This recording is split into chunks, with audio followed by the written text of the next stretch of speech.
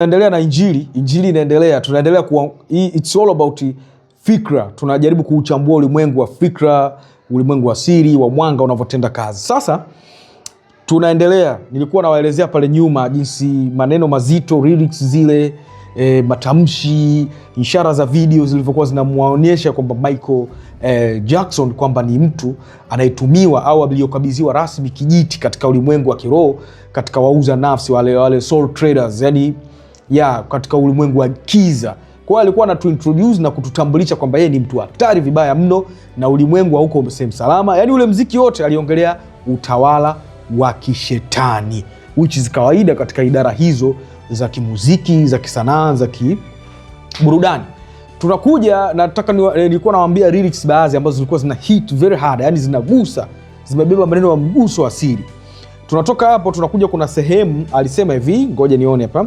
Alisema no one's gonna save you from the beast. Elewa, no one's gonna save you from the beast. Sasa ningekuwa na uwezo wa kuimba, ningekuwa naimba kwa ile miondoko yake. No one's gonna save you. It's because Thriller suni nini. Anasema no one's gonna save you from the beast about to strike. No one's gonna save you from the beast about to strike. The beast is about to strike. No one's gonna save you from the beast because the beast it's about to strike, kwamba hakuna atakayeweza kukuokoa kwa huyu mnyama, kwa sababu mnyama huyu sasa yuko tayari kukung'ata au kushambulia au kumeza. Yani kustrike is like kama kushambulia. Umeona, shambulizi. Umeona? Sasa mnyama gani? Elewa neno the beast. Ukichukua tafsiri ya neno the beast, tafsiri halisi ya neno the beast kwenye vitabu vitakatifu vya kimaandiko, kwa mfano Bible imeelezea kwamba, ukisoma kitabu cha Revelation, na Revelation nafikiri 13, Ufunuo 13, inaelezea kwamba jinsi mnyama au kiumbe cha ajabu kilivyotoka kuja kinye mapembe na kichwa, yani mpinga Kristo. Sasa ukija the beast katika Bible, ukitafsiri vizuri unakutana na neno antichrist, kwamba mpingaji wa Kristo. Sasa mpingaji wa Kristo ni nani? Mpingaji wa Kristo ni huyo the beast, ambaye the beast kwenye Bible alivyoelezewa anakuambia ni mnyama mwenye mfano wa dubu, mwenye kichwa kama cha chui, lakini mwenye mdomo kama wa simba. Na kutrace back, turudi kwenye video ya Michael Jackson, wakati pale amebadilika dakika ya pili na sekunde ya 14 ile, amebadilika, akaanza kuota mameno, manywele akaanza kumuota, makucha akaanza kunyanyuka.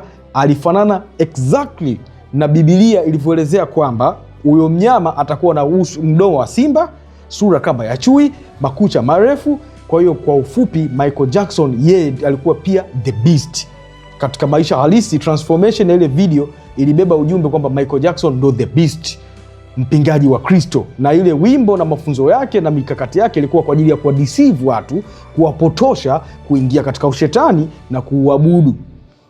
Na ile Bible inasema the beast alikuwa akikabidhiwa mamlaka na joka kubwa.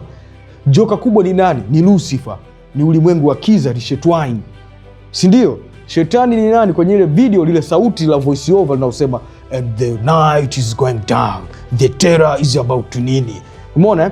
Lile lina represent mamlaka yaliyo juu ya Michael. Kwa hiyo hii ngoma ilienda duniani kama eneo la tangazo au eneo la kumotivate utawala wa upingaji wa Kristo. Michael alirepresent kila kitu. Kwa hiyo ule muonekano kama kabla hajawa zombie pale, sijui anatoka mimeno nini, ni exactly Bible imeelezea Antichrist, huyo mnyama au the beast alivyotokea. Unaelewa hiyo? Kwa hiyo Michael alirepresent ulimwengu wake. Tuje, anasema you hear door slam and realize there is nowhere left to run. Unasikia mlango unafungwa na unagundua hakuna mahali pengine popote pa kukimbilia. Tafsiri yake si ndio leo hii? Ulimwengu utakimbilia wapi? Kila starehe nzuri ndio inabeba roho za chafu, roho za giza, roho za kufunga watu. Kila kaja namna ngumu ndio inabeba hivyo vitu. Utakimbilia wapi ulimwengu huu? Unasema mimi si nini, utasikia watu wana hivi, watu wameingia kwenye ushoga, watu si wasagaji, watu hivi, ubaya. Mara magonjwa hili, mara magonjwa jipya sijui hii, mara umaini. Ni ulimwengu unashambuliwa. There is no way to run. Umeelewa maneno yake? Anasema neno lingine, anasema there is no escaping the jaws of the alien this time, they are open wide. Unaelewa kwamba hakuna kutoroka safari hii. Jaws ni kama taya au mimeno, ya alien. Anasema hakuna kukimbia safari hii, lazima ukutane na domo la alien au ama predator. Anasema they are open wide, kwamba wapo kila mahali. So ina maana movement hizi za upingaji wa Kristo na utawala wa dunia katika ulimwengu wa kiza upo kila mahali, kwenye starehe, kwenye nyumba za ibada, kwenye uchumi, kwenye utawala wa kiserikali, kila mahali. Unaelewa hiyo? Jamaa alitoa kodi nyingi kweli yani. Kuna sehemu kwenye yale maneno sasa, dakika 6, anasema darkness fall across the land and the midnight hour is close of hand.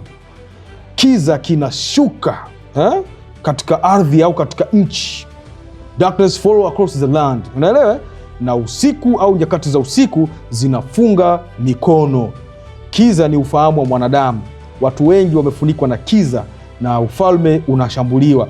Vijana wengi saizi ufahamu wao unaongozwa na tamaa, maisha makubwa, maisha mazuri, ndio maana wanaingia kwenye nyakati ngumu za kutumikia maisha fulani vya kuogofya. Michael aliongelea kwamba darkness fall across the land, kwamba kiza darkness, kiza fulani inashuka katika nchi. Unaelewa hiyo? Alafu mwishoni na kumalizia hapa, nisipoteze muda wako kidogo kwa leo, anasema creatures crawl in search of blood to terrorize you all neighborhood.